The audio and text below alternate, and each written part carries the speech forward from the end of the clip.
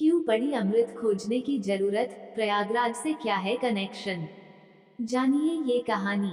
मान्यता है कि प्रयागराज में संगम तट पर जिस स्थान पर महाकुंभ 2025 आयोजित हो रहा है, वहां युगों पहले आकाश से अमृत की बूंदें छलक कर गिरी थी।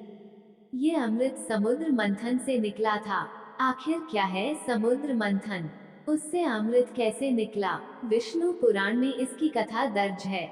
श्रीमद् भागवत पुराण, स्कंद पुराण और महाभारत में भी समुद्र मंथन का विस्तार से वर्णन किया गया है।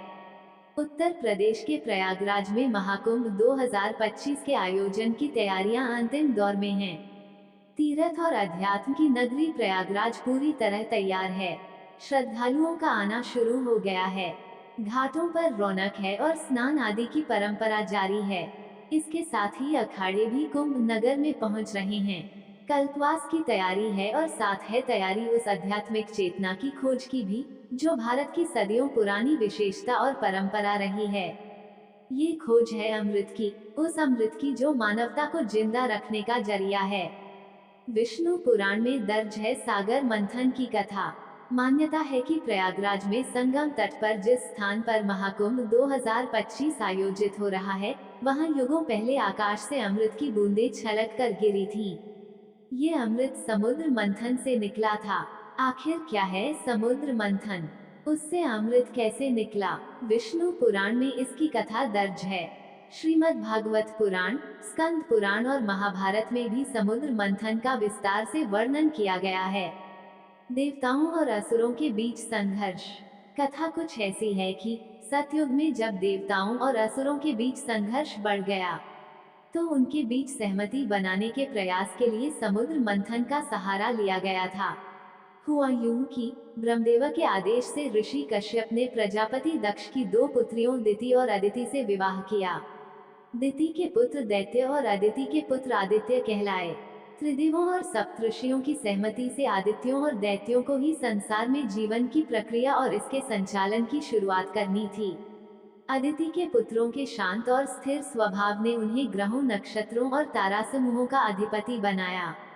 इसलिए ग्रह, तारे आदि अपनी स्थिति पर जस के तस हैं, विचलन नहीं करते हैं, इसलिए उन्हें स्वर्गलोक का राज्य मिला। वहीं दिति के पुत्र चंचल और चलायमान थे। उन्हें पृथ्वी के नीचे पाताल लोक की ऊर्जा का स्वामी बनाया गया, जो कि भूगर्भ की हलचल के लिए जरूरी था।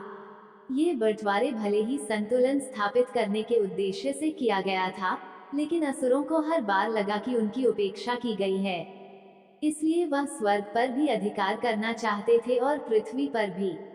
अधिकार जमाने की ये महत्वाकांक्षा असुरों को हिंसा की ओर ले गई और वे मानवता को चोट पहुंचाने लगे। महादेव शिव के पास पहुंचे शुक्राचार्य। बार बार होने वाला ये टकराव देव दानवों के बीच युद्ध का कारण बन गया। देवताओं के पास यज्ञ होम की शक्ति थी, इसलिए वह हर बार युद्ध में दैत्यों से विजयी हो जाते थे। लगातार हारते और मृत्यु को प्राप्त होने के कारण दैत्य कम होने लगे और लगातार विजय पाने के कारण देवता भी अभिमानी बनने लगे। दैत्यों के लगातार पतन से निराश शुक्राचार्य एक बार महादेव की शरण में पहुंचे। महादेव शिव सभी योगियों के गुरु हैं। उनके पास योग क्रियाओं से अर्जित कई शक्तियां हैं। वो अगर विनाश के देवता हैं तो जीवन भी उनके ही आशीर्वाद से है। महादेव संसार में मृत संजीवनी विद्या के जनक और उसे सिद्ध करने वाले महायोगी हैं। महामृत्युंजय मंत्र उनकी ही ऊर्जा शक्ति का ध्वनि स्वरूप है। शिवजी ने दी संजीवनी विद्या। दैत्यों के पतन से चिंतित शुक्राचार्य इसी मृत संजीवनी विद्या के ज्ञान के लिए शिवजी के पास पहुंचे थे। शुक्राचार्य ने शिव स्तुति कर महादेव को प्रसन्न किया और कहा कि हे भोलेनाथ, जिस तरह असुर लगातार देवताओं से हार रहे हैं और मृत्यु को प्राप्त हो रहे हैं, इस तरह से तो सारी दैत्य जाति का ही नाश हो जाएगा। ऐसा कहकर उन्होंने महादेव से मृत संजीवनी विद्या सीखने की इच्छा जताई। इस पर भोलेनाथ ने कहा, यह विद्या मैं आपको अकेले नहीं दे सकता, क्योंकि इस तरह आपकी जो मंशा है वह छल करेगी, लेकिन अगली बार आप और इंद्र दोनों मेरे पास आए तो जो पहले आएगा मैं उसे यह विद्या दान दूंगा। ये सुनकर देवराज इंद्र और शुक्राचार्य दोनों ही नियत तिथि पर कैलाश पहुँचे। महादेव ध्यानमग्न थे। कई युद्ध जीत चुके इंद्र अभिमान के कारण वहीं पास एक पत्थर पर बैठ गए, जबकि शुक्राचार्य महादेव के सामने दंडवत हो गए। जब महादेव का ध्यान भंग हुआ तब उन्होंने शुक्राचार्य को दंडवत देखा, तब तक ही इंद्र ने भी उठकर प्रणाम किया। इस पर महादेव ने कहा कि आप दोनों ही साथ ही उपस्थित हैं, इसलिए यह विद्यादान फिर भी नहीं दिया जा सकेगा। वैसे भी इस विद्या को सीखने वाले का शरीर बहुत अधिक तपनिष्ठ होना चाहिए। जो तपनिष्ठा की परीक्षा देकर योग्यता सिद्ध करेगा, संजीवनी विद्या उसे सिखा दी जाएगी।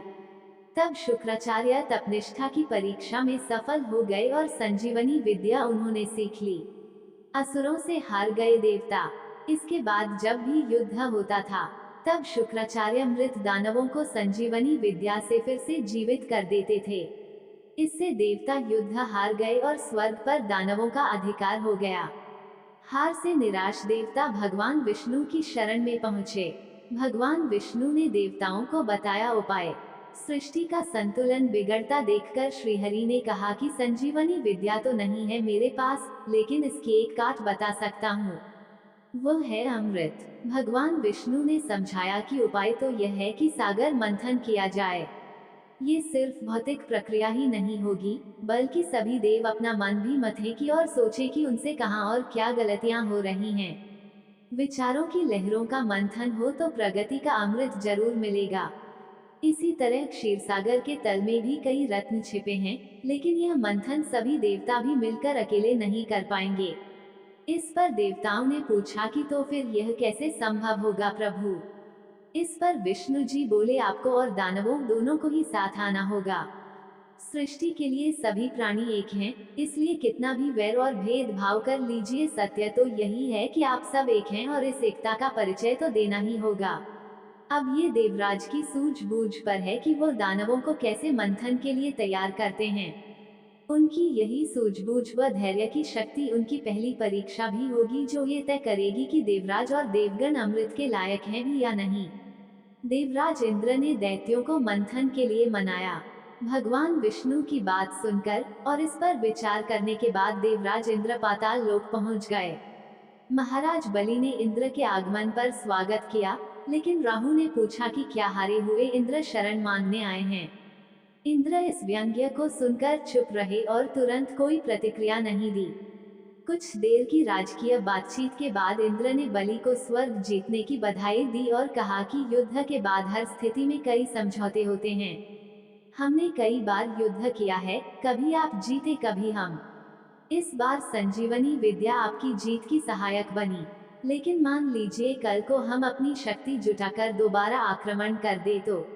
ये सुनते ही शुक्राचार्य बोल उठे, ये दैत्य गुरु संजीवनी विद्या भूल नहीं गया है, मैं फिर से इसका प्रयोग करूंगा। इस पर इंद्र मुस्कुराए। उन्होंने शांत रहकर उत्तर दिया, आप समझे नहीं दैत्य गुरु, मेरे कहने का अर्थ है कि संजीवनी विद्या सिर्फ आपके पास है। आप प्रकृति के नियमों से परे तो नहीं हैं। यानी जब तक आप हैं तब तक विद्या है, आप नहीं तो विद्या नहीं। इंद्र का तर्क सटीक था और निशाने पर जा लगा था। इस बात पर शुक्राचार्य भी लाजवाब हो गए। वहीं असुरों और दैत्यों ने भी पहली बार देवताओं की किसी बात पर सहमति जताई थी। देवराज अपनी पहली परीक्षा में सफल रहे थे। देवों ने आखिर असुरों को सागर मंथन में साथ निभाने के लिए मना ही लिया। इस तरह असुर साथ आए और सागर मंथन हुआ।